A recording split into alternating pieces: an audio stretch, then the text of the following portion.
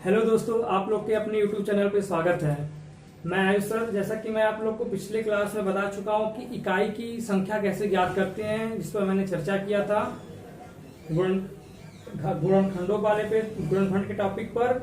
और दूसरा चर्चा हुआ था मेरा किस पर, घातांक के रूप में। ठीक है, आज मैं उसी के आगे बात करूंगा कि कोई भी संख्या अगर फैक्टोरियल में दे रखी हो तो उस पर मैं इकाई की अंक कैसे ज्ञात किया जाता है।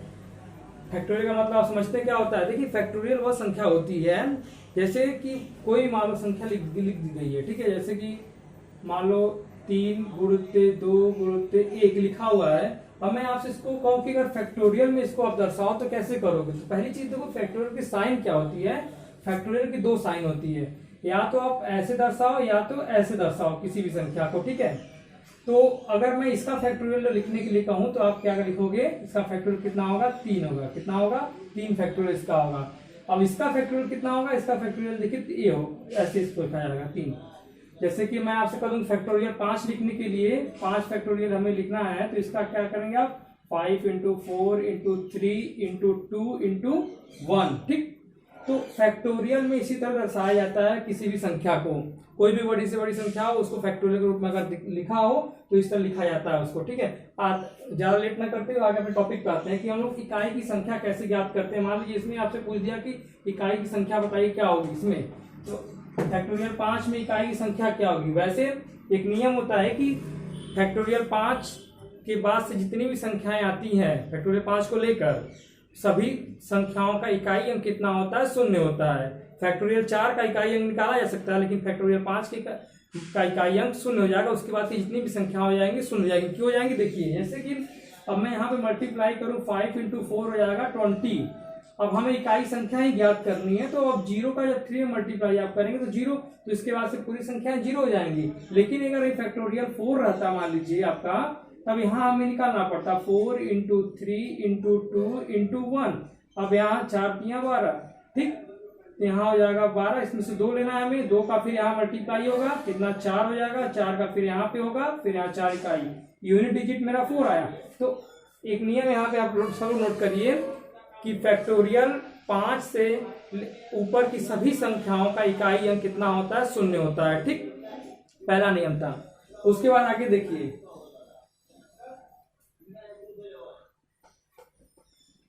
जैसे आपसे कोई क्वेश्चन कर दे, मान लो कि 39 फैक्टोरियल के घाते मान लो यहाँ पे लिख दिया जा रहा है 237। क्वेश्चन है, आप इसको कैसे सॉल्व करोगे। 39 फैक्टोरियल के पावर 237 है, 237 है, तो इसको कुछ सॉल्व करना ही नहीं, क्योंकि मैंने आपको अभी नियम बताया था इसके पहले कि फैक्टोरियल 5 के ऊपर की सभी संख्याओं का जो यूनिट डिजिट होता है वो कितना होता है, 0 होता है। तो इसका क्या होगा, 0 होगा। आंसर कितना होगा, 0 होगा।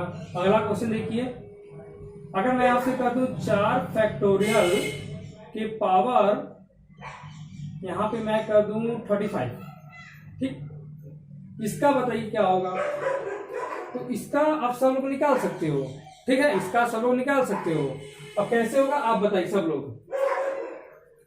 अब हमें 4 फैक्टोरियल देखना है। देखो 4 का क्या होगा, 4 इंटू 3 इंटू 2 इंटू 1 हो गया, 4 3 12, 2 2 2 4 और 4 एकम 4, इसका 4 आ गया। अब 4 की पावर 35 है। 35 आपको मैं पिछले अपने घातांक वाले में और गुणनखंड वाले में दोनों में बता चुका हूं कि कैसे इसका इकाई अंक निकाला जाता है। 35 में 4 से भाग देंगे, ये 4 नहीं, आप जो नियम बताया था कि मैं 2 इंटू, क्योंकि हर चौथी संख्या के बाद पांचवी संख्या रिपीट करने लगती है, इसलिए 4 से भाग दिया जाता है। तो 4 सब इसमें आप भाग देंगे तो कितना आएगा, 8 8 4 जा 32। ठीक, कितना आया, 3। अब 4 के पावर हमें शेष लेना है तो 3 हो जाएगा। कितना होगा, 4 इंटू 4 इंटू 4 कितना हो जाएगा, 4 चौका 16, 6 आया, 6 का ऐसे मल्टीप्लाई होगा कितना आया, 24, 4 आ गया। ठीक है, तो हमें इसका यूनिट डिजिट कितना आया, 4 आया। ठीक, इसको नोट करिए आप लोग सब लोग।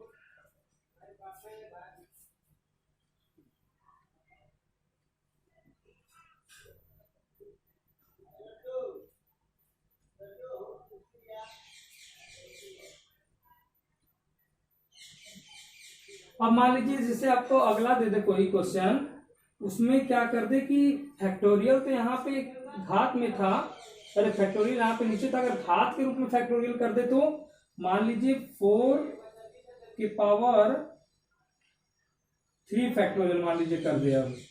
तो अब इसका आप क्या करेंगे? अब 4 की पावर 3 फैक्टोरियल, तो इसका तुरंत करिए आप। 4 तो अपने जगह रहेगा ही, 3 फैक्टोरियल को क्या होगा, 3 इंटू 2 इंटू 1 होगा, 3 2 जा 6, 6 का 6 होगा, 6 हो जाएगा। अब इसका यहाँ पे आपको क्या करना होगा,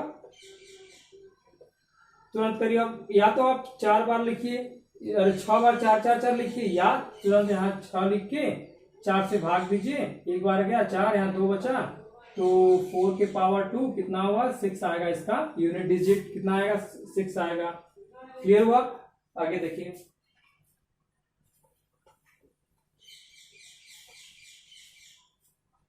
अब मान लीजिए दोनों आपका फैक्टोरियल में दिया हो, तब जैसे कि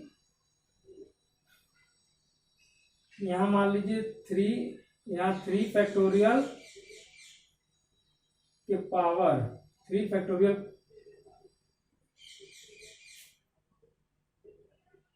3 फैक्टोरियल की पावर 21 फैक्टोरियल मान लीजिए दे रखा हो, तो इसका कैसे निकलेगा बताइए सब लोग। तो इसका नियम ये होता है, अगर ये जो घात वाली संख्या होती है 4 फैक्टोरियल के ऊपर होगी तो मल्टी विभक्त हो जाएगी, उससे डिवाइड हो जाएगी। जैसे कि अगर आप 21 का करोगे तो 21 तो 21 इंटू 20 इंटू 19 इंटू 80 इंटू 60, इसी तरह आप करते जाओगे 1 तक। तो 60 जो होता है 4 जो नीचे पूरा के 4 रहेगा, 4 से डिवाइड करना होता है, ये 4 से 4 कट जाएगा 60 बार। तो कटने का मतलब मैंने सब बताया था कि जो भी संख्या पूरी कट जा रही है उसमें हम लोग किससे क्या करेंगे, 4 का मल्टीप्लाई करेंगे उस संख्या का। ठीक है, तो यहाँ 3 फैक्टोरियल लिखा हुआ है, 3 इंटू 2 इंटू 1, ठीक है, इंटू 4 ऊपर हो जाएगा। अब इनका 3 2 जा 6, 6 का 6 की पावर 4 हो जाएगा। अब 4 को फिर 4 से क्या होता है ये बताइए, जैसे कि यहाँ पे लिखिए 6 इंटू 6 इंटू 6 इंटू 6 है, 6 हो जाएगा, 6 हो जाएगा, 6 हो जाएगा। ठीक, तो इसका यूनिट डिजिट क्या आएगा, 6 आएगा। यही आपका आंसर होगा, यूनिट डिजिट आपका आंसर नहीं होगा। तो यहाँ पे आप लोग का यूनिट डिजिट से तीनों टॉपिक खत्म होता है। पहला मैंने बताया कि गुणनखंड विधि में कैसे इकाई का अंक ज्ञात करते हैं। दूसरा मैंने बताया घातांक के रूप में कोई भी संख्या हो उसका कैसे निकाला जाता है यूनिट डिजिट। तीसरा मैंने बताया फैक्टोरियल के रूप में कोई संख्या हो उसका यूनिट डिजिट कैसे निकाला जाता है। तो आज से आपकी टॉपिक शुरू हुई। अगला टॉपिक जो आपका स्टार्ट किया जाएगा वो है गुणनखंड। गुणनखंड होता क्या है, ठीक है, देखिए सब लोग। अगली टॉपिक है आपकी गुणनखंड। गुणनखंड क्या होता है समझिए पहले। कोई भी संख्या जिस संख्या से विभक्त हो जाती है, कोई भी संख्या जिस संख्या से विभक्त होती है वह उस संख्या का क्या कहलाती है, गुणनखंड कहलाती है। जैसे कि फॉर एग्जांपल मान लीजिए यहाँ पे मैं लिख देता हूँ 16, ठीक है, इसका गुणनखंड क्या होगा, 1 होगा, 2 होगा, ठीक, उसके बाद 4 भी होगा, उसके बाद 8 होगा, उसके बाद 16 होगा। तो 1 2 3 4 5 मतलब 16 के कितने गुणनखंड पॉसिबल है, 5 गुणनखंड पॉसिबल है। ठीक, तो 16 के गुणनखंड कितने हुए, 5।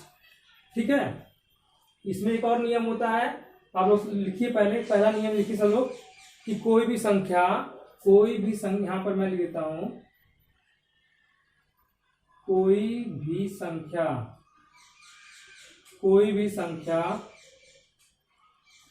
जिस संख्या से विभक्त हो जाती है वह उस संख्या का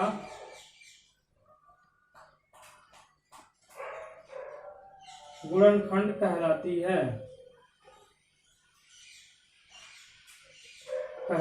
है। ठीक, जैसे कि ये कोई भी संख्या है, ये सब संख्या जिस संख्या से मतलब इन सब संख्याओं से विभक्त हो जा रही है, कट जाएगी, 4 से काटेंगे, 2 से काटेंगे, 8 से काटेंगे, 16 से काटेंगे, तो वह संख्या जो होती है इस संख्या का गुणनखंड कहलाती है। ठीक, पहला नियम था ये। दूसरा क्या है, कोई भी गुणनखंड वाली संख्या होती है उसका वह स्वयं का एक गुणज होता है। कोई भी संख्या होती है वो स्वयं का भी गुणज होती है। जैसे कि यहाँ पे 16 देखिए, 16 स्वयं का एक गुणनखंड है। और गुणज का मतलब क्या होता है, देखिए अपवर्तक होता है। दो का पहाड़ा है, 2 4 6 8, तो 2 का गुणज 2 भी होगा, स्वयं ये गुणज होता है। ठीक, इसको अपवर्तक कहते हैं, अपवर्तक। ठीक, तो ये हो गया। और इसमें वो क्या होता है कि गुणनखंड में एक संख्या ऐसी है, एक जिसका सिर्फ एक ही गुणनखंड, एक जो होता है इसका सिर्फ एक ही गुणनखंड होता है, और बाकी संख्याओं के 2 या उससे अधिक गुणनखंड हो सकते हैं। ठीक, ये हो गया आपका। अब अगला देखिए, इसे क्वेश्चन आपसे कैसे इसमें पूछेगा, क्वेश्चन पे ध्यान दीजिए आप लोग। जैसे पूछ दिया 120 में कुल गुणनखंड की संख्या बताइए। 120 में कुल गुणनखंड की संख्या बताइए। तो अब निकालने में तो बहुत टाइम लग जाएगा। ऐसे कि मैंने आपको निकाल के बताया, जैसे मान लीजिए लेते हैं आपका 8 का, तो इसका क्या होगा, 1 होगा, 2 होगा, 4 होगा, 8। तो इस तरह 120 का निकालने में तो बहुत टाइम लग जाएगा। जैसे मैं आपको निकाल के दिखा देता हूँ। एक को 120 का निकालिए, मान लीजिए, देखिए क्या होगा, 1 हो गया, 2 हो गया, 3 हो गया, 4 हो गया। ठीक, 4 हो गया आपका, फिर 5 भी, 6, उसके बाद 8 होगा, 10 होगा, 12 भी हो जाएगा और 15 भी हो जाएगा। ठीक, 15 हो जाएगा, फिर 20, 24, 30, 40, 60, 120, कितना हुआ, 1 2 3 4 5 6 7 8 9 10 12 13 14 15 16। देखिए 120 के लगभग 16 गुणनखंड पॉसिबल हैं, लेकिन इस तरह करने में काफी टाइम लगेगा, क्योंकि आप चेक करोगे कि संख्या से कट रहा है, किस संख्या से कट रहा है, तो काफी टाइम लगेगा। लेकिन ट्रिक के माध्यम से कैसे तुरंत निकालेंगे, 120 का तुरंत गुण एलसीएम लीजिए। क्या लीजिए, 120 का तुरंत एलसीएम लेने का तरीका देखिए। तुरंत 2 से काटेंगे 60, 2 से काटेंगे 30, 2 से काटेंगे 15, 3 से काटेंगे 5, 5 से काटेंगे 1। ठीक, तो इसको घातांक के रूप में लिखने के लिए क्या करेंगे, 2 के पावर 3 इंटू 3 के पावर 1 इंटू 5 के पावर 1।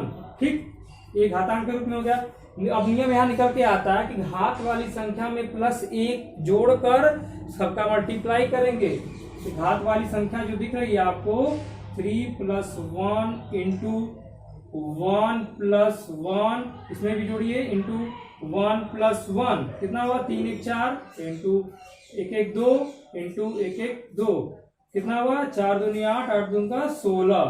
देखिए 16 कितना आसानी से निकल के आ गया, आराम से ट्रिक के साथ। इसमें 16 आता है, इसमें भी। इससे आप किसी भी बड़ी से बड़ी संख्या का तुरंत आपसे निकालने के लिए कहे तो आप इसका गुणनखंड का निकाल सकते हैं। ठीक है, तो आज के लिए इतना ही। अगले लेक्चर में मैं फिर इसी टॉपिक पे बात करूंगा और इसके आगे भी बढ़ने की कोशिश करूंगा। ठीक है, तो कैसा लगा जरूर बताइएगा, कमेंट करिएगा और लाइक और शेयर करना नहीं भूलिएगा। Thank you.